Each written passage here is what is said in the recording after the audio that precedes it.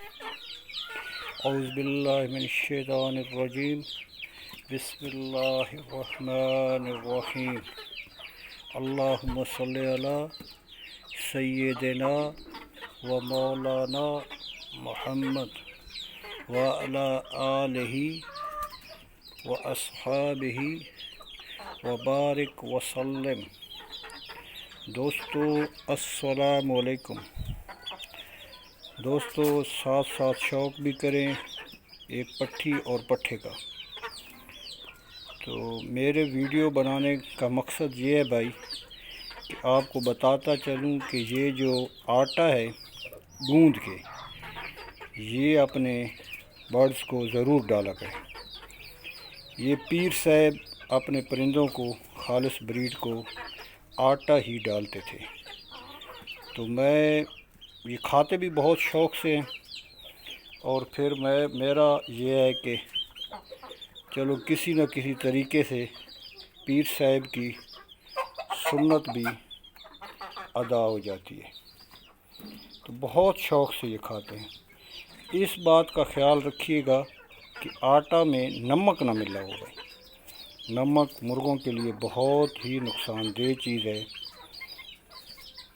کہتے ہیں کہ مرغے کو اگر نمک گھول کے دیا جائے تو وہ مر جاتا ہے، اس لیے نمک کے بغیر آٹے کو گوندھ لیں۔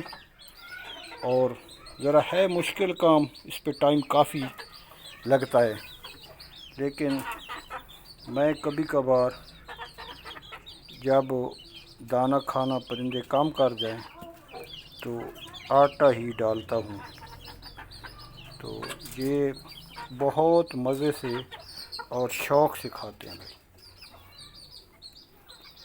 باقی بھائی غلام عباس کا طریقہ کار یہ تھا کہ وہ روٹی کے ٹکڑے، نرم روٹی لیتے تھے موٹی والی، اس کے ٹکڑے ڈالتے تھے پرندوں کو خود اپنے ہاتھ سے، اور پھر وہ اکثر اوقات کہتے تھے کہ اگر روٹی کو سالن کے ساتھ مار کے دیا جائے تو وہ زہر باد، ملی اور اس طرح کی چیزوں کے لیے بہت ہی اکثیر ہے۔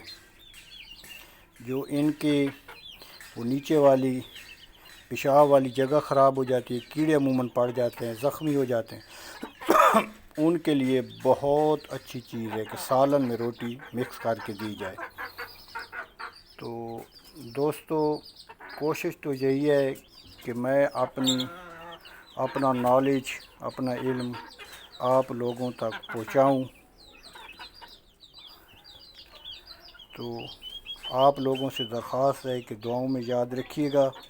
میں بھی آپ کے لیے دعا کرتا ہوں کہ اللہ پاک آپ سب لوگوں کو سلامت رکھے اور اپنے اور اپنے حبیب کی محبت عنایت فرمائے۔ جزاک اللہ۔